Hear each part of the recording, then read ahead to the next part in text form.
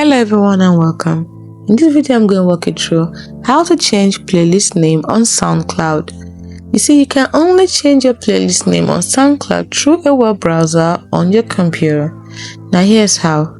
Go to your profile page on SoundCloud, locate the playlist you want to rename.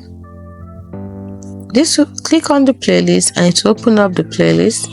Then click on the edit button, which is usually located at the bottom of the playlist, next to options like, share and delete. In the edit menu, you'll find the current playlist name. Click on it and type in your new desired name. Then click on save or update to apply the new name to your playlist. It's as simple as that. But note that renaming playlist is currently not supported on the SoundCloud mobile app. That is why you have to use your computer.